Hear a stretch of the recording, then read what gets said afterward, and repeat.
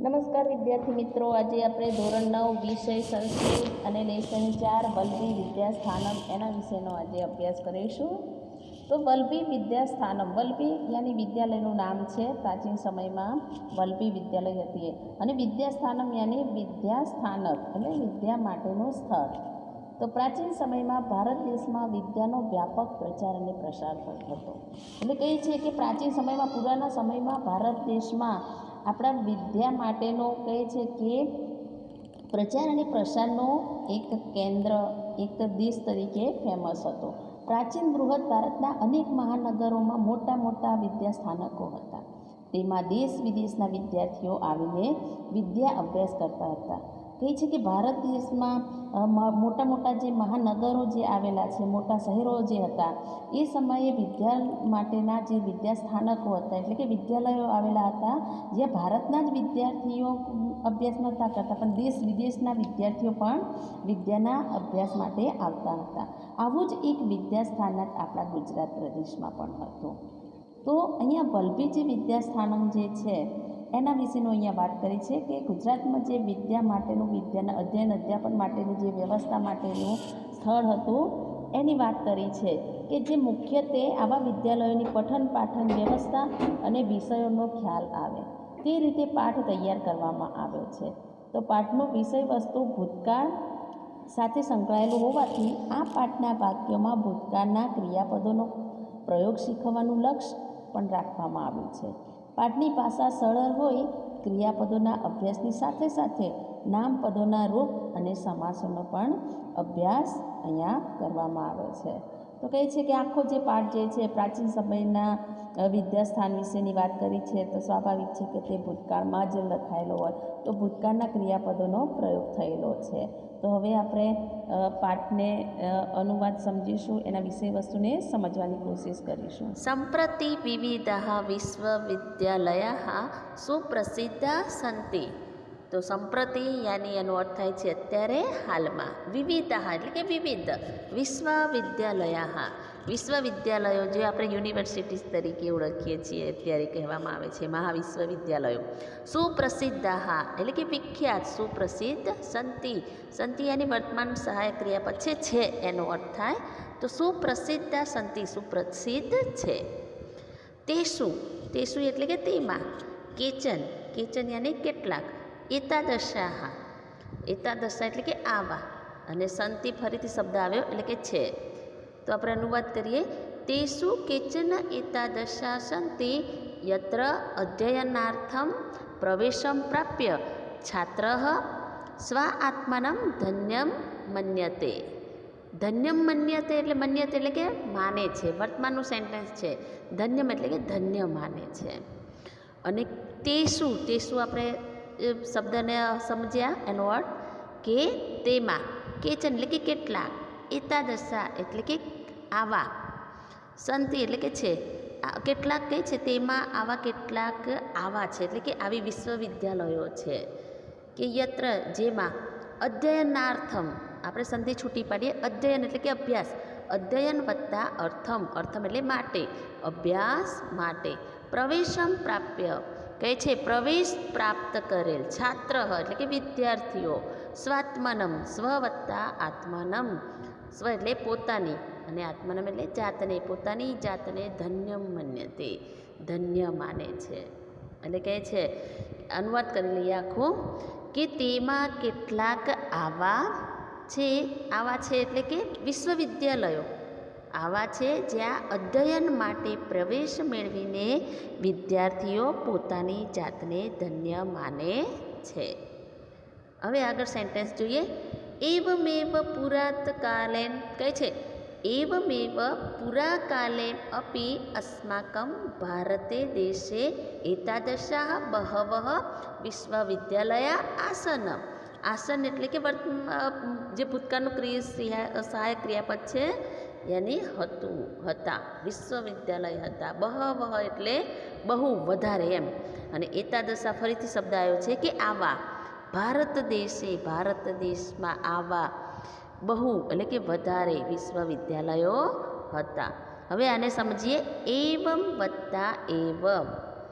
તો અહીંયા સંધિ છૂટી પાડીએ એવમેવ એટલે એવમ વત્તા એવ, એવ એટલે જ. તો એ જ રીતે પુરાકાલે વત્તા અપી, પુરાકાલે એટલે જૂના જમાનામાં, પ્રાચીન સમયમાં, અપી એટલે પણ. તો એ જ રીતે જૂના જમાનામાં પણ ભારત દેશમાં આવા ઘણા વિશ્વવિદ્યાલયો હતા. તો આપણે આ સેન્ટેન્સનો અનુવાદ કરી લીધો. તો હવે આપણે આગળ જોઈશું. તત્ર વિદ્યા અધ્યયનાય પુરાત દેશાત સમાગત્ય પ્રવેશમ લબ્ધા છાત્રાઃ સ્વ આત્મનમ ધન્યમ મન્યતે સ્મ. તો એ સ્મનો પ્રયોગ થયો છે. તો સ્મનો પ્રયોગ થાય ત્યારે આગળનું સેન્ટેન્સ વર્તમાનમાં હોય અને તે ભૂતકાળનો અર્થ બતાવે છે. તો કહે છે તત્ર એટલે કે ત્યાં, વિદ્યા અધ્યયનાય એના સંધિ છૂટી પડે વિદ્યા વત્તા અધ્યયનાય એટલે કે અધ્યયન માટે, વિદ્યાના અધ્યયન માટે, વિદ્યાના અભ્યાસ માટે. દુરાત દેશાત દૂર દેશમાંથી, સમાગત્ય તો સમાગત્ય એટલે કે આવીને, પ્રવેશમ લબ્ધા, લબ્ધા જે અવ્યય છે, લબ્ધા એટલે કે મેળવીને, પ્રાપ્ત કરીને, પ્રવેશ મેળવીને, છાત્રાઃ વિદ્યાર્થીઓ, સ્વ આત્મનમ ધન્યમ મન્યતે સ્મ એટલે કે વિદ્યાર્થીઓ પોતાની જાતને ધન્ય માનતા હતા. એ શું? એકતમઃ વલ્લભી વિશ્વવિદ્યાલય કહે છે. એ શું એટલે કે આમાં, એકતમ એક એટલે કે આ બધી વિશ્વવિદ્યાલયો છે એમાંની એક, વલ્લભી વિશ્વવિદ્યાલય એમ બધી વિશ્વવિદ્યાલયોમાં એક વિશ્વવિદ્યાલય વલ્લભી વિશ્વવિદ્યાલય હતી. તો કહે છે એ શું? એકતમઃ આમાં એક વલ્લભી વિશ્વવિદ્યાલય હતી. મગધ રાજ્ય યથા નાલંદા આસીત તથૈવ અત્ર ગુર્જર પ્રદેશે વલ્લભી આસીત. કહે છે કે મગધ રાજ્યમાં જેમ નાલંદા આસીત, આસીત એટલે કે હતી, જેમ મગધ રાજ્યમાં નાલંદા વિશ્વવિદ્યાલય હતી, તથૈવ કહે છે તથા વત્તા એવ તેવી જ રીતે અત્ર એટલે કે અહીં, ગુર્જર પ્રદેશે એટલે કે ગુજરાત રાજ્યમાં વલ્લભી હતી, આસીત એટલે કે હતી, એટલે કે વલ્લભી વિશ્વવિદ્યાલય હતી.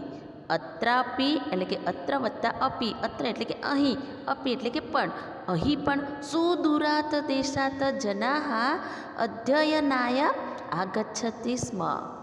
તો કહે છે આગચ્છનો સ્મનો પ્રયોગ કર્યો છે. તો કહે છે અહીં પણ સુદૂરાત એટલે કે દૂરથી, દૂર કહે છે દૂરના દેશોની વાત કરી છે, દેશાત એટલે કે દેશોમાંથી, દૂર દેશમાંથી, જના એટલે કે લોકો, માણસો, અધ્યયનાય અભ્યાસ માટે, આગચ્છતિ સ્મ આવતા હતા. તો અહીં પણ દૂરના દેશમાંથી લોકો અધ્યયન માટે આવતા હતા. તો અહીંયા આપણે આ સેન્ટેન્સનો અનુવાદ કર્યો.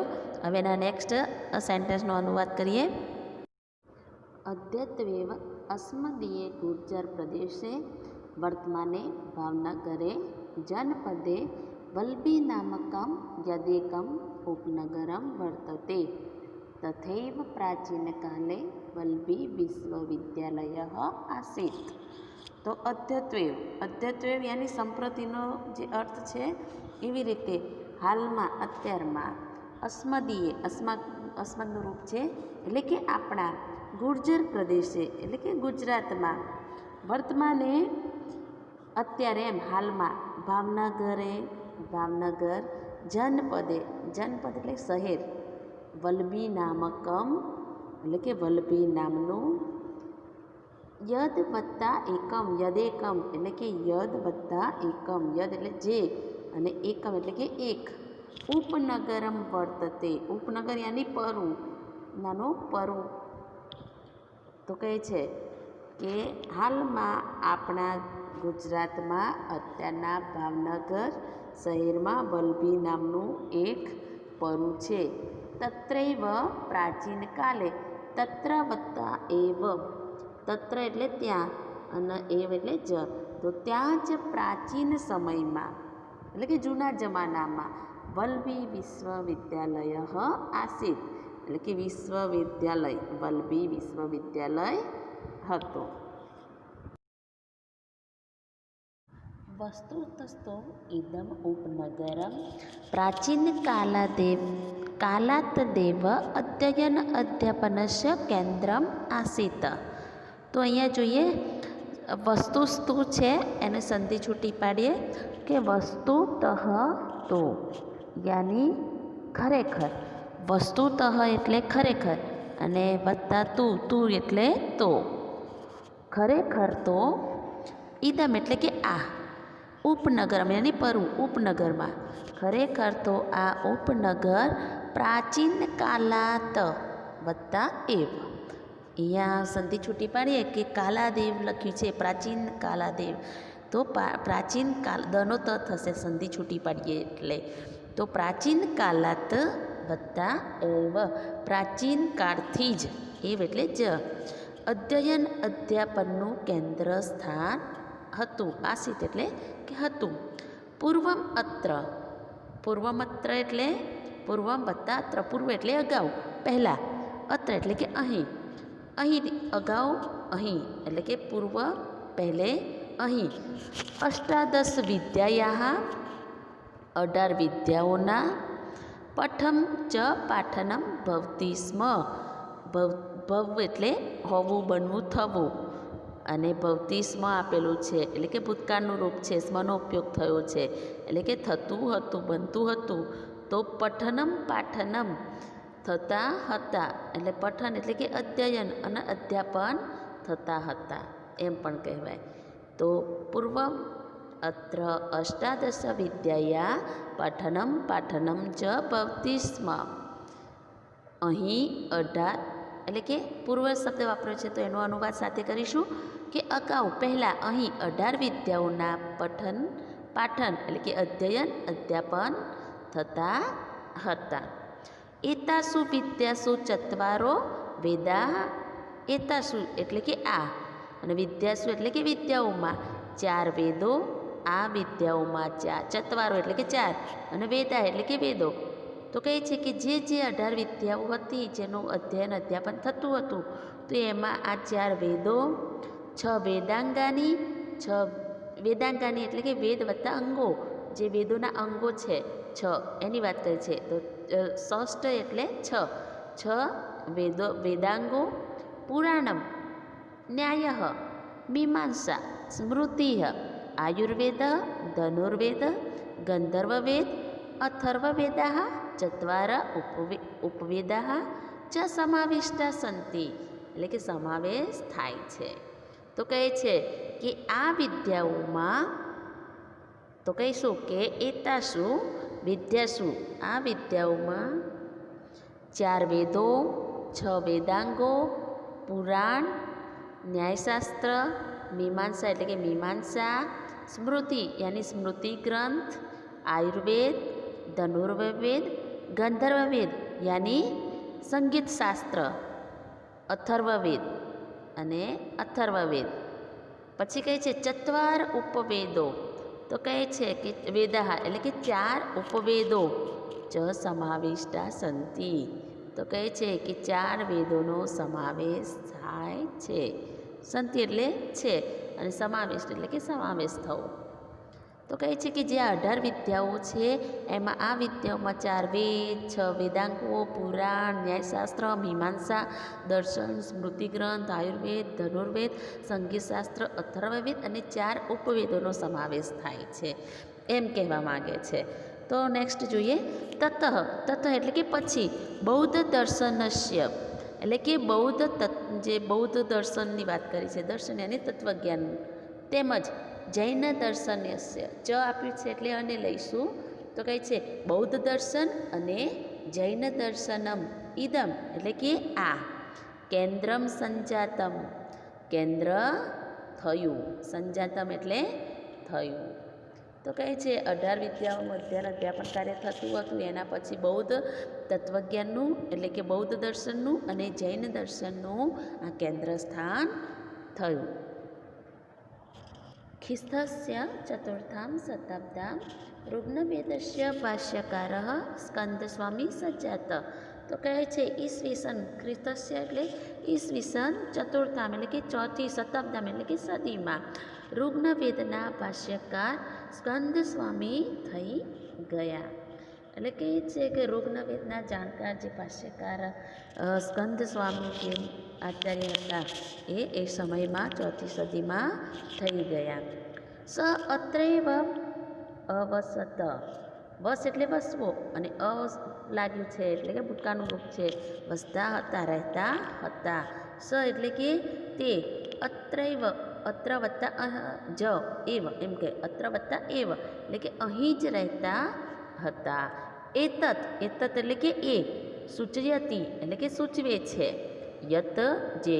ગુપ્તકાલે અત્ર વેદાધ્યયનમ અપી પ્રચલિત સ્મ.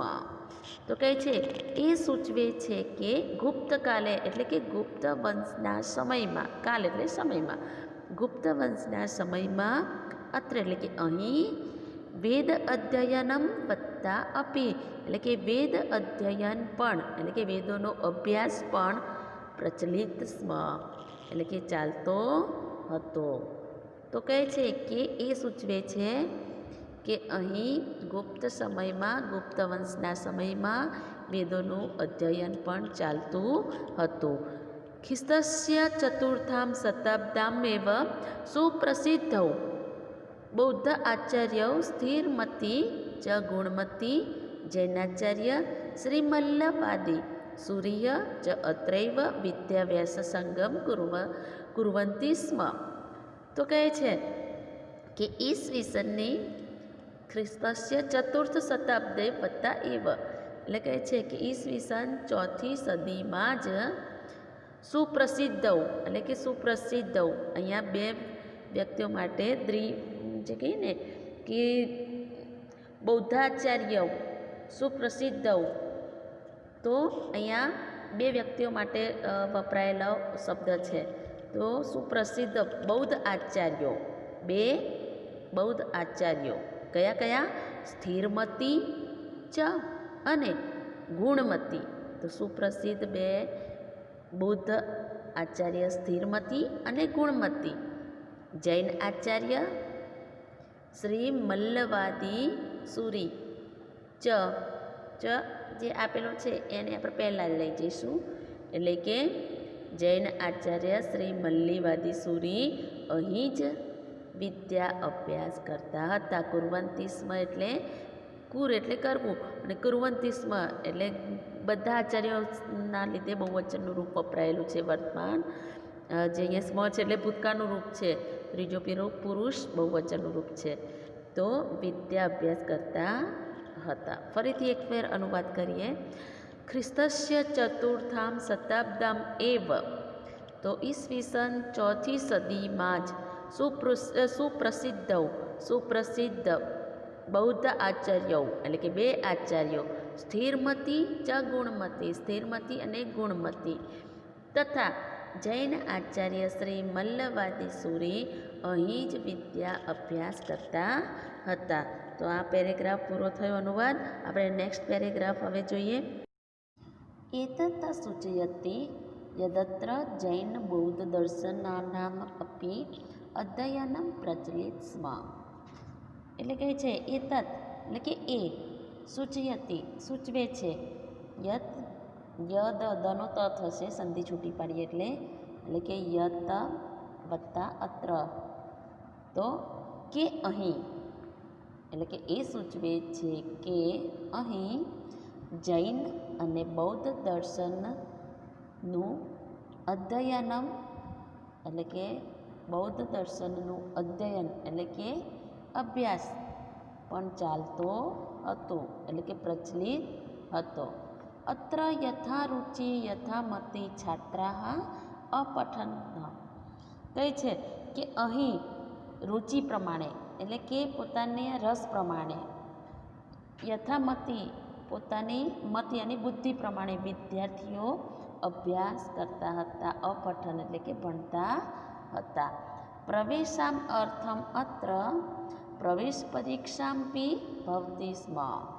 પરીક્ષા એ લખ્યું છે સંધિ છૂટી પાડીએ કે પ્રવેશામ વત્તા અર્થમ વત્તા અત્ર, એટલે કે પ્રવેશ માટે અહીં, પ્રવેશ પરીક્ષામ એટલે કે પ્રવેશ પરીક્ષા, અપી એટલે કે પણ, ભવતી ભવ એટલે થતી થવું બનવું, અને સ્મ વપરાયું છે એટલે કે ભૂતકાળનું રૂપ છે. પ્રવેશ માટે અહીં પ્રવેશ પરીક્ષા પણ થતી હતી. તામ ઉત્તીર્ણમ એવમ અત્ર છાત્રસ્ય પ્રવેશ શક્ય આસીત.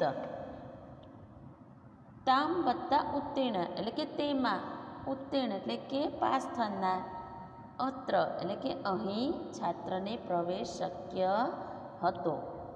તો કહે છે કે જે આ પરીક્ષામાં ઉત્તીર્ણ થાય છે એ જ વિદ્યાર્થીઓને પ્રવેશ શક્ય હતો.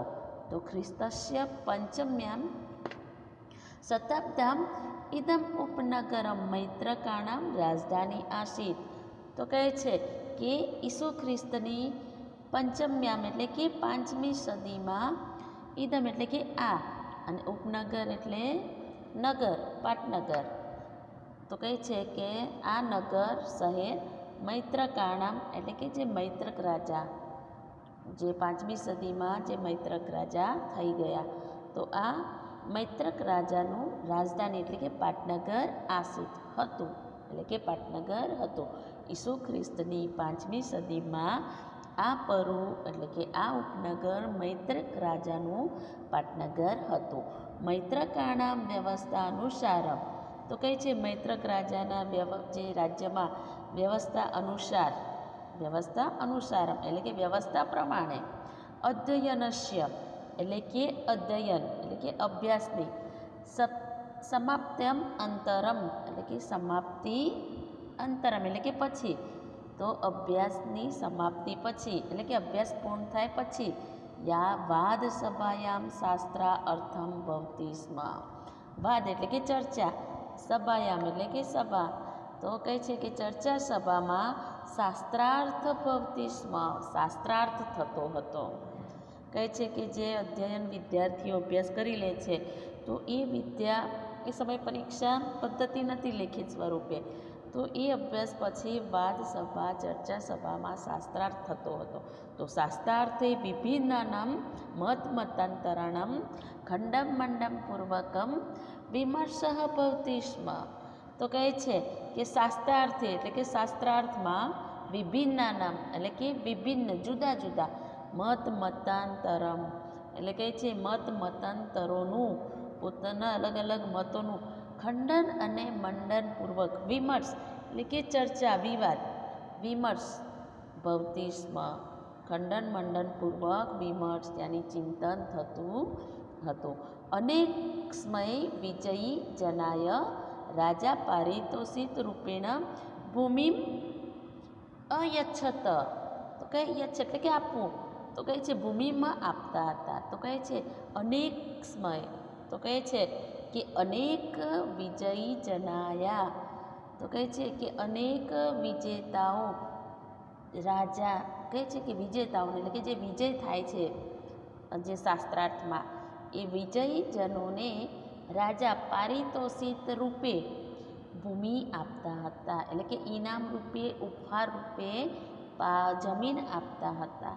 કદાચિત, તો કહે છે કે ક્યારેક, કદાચિત એટલે કે ક્યારેક, વિજયી જનાનામ વિજયી વ્યક્તિઓના નામાની એટલે કે નામની વિદ્યાપીઠસ્ય દ્વારે, વિદ્યાપીઠ એટલે કે જે વિદ્યાલય જે હોય, તો એ વિશ્વવિદ્યાલયના દ્વારે ઉટંકિતાની અભવન.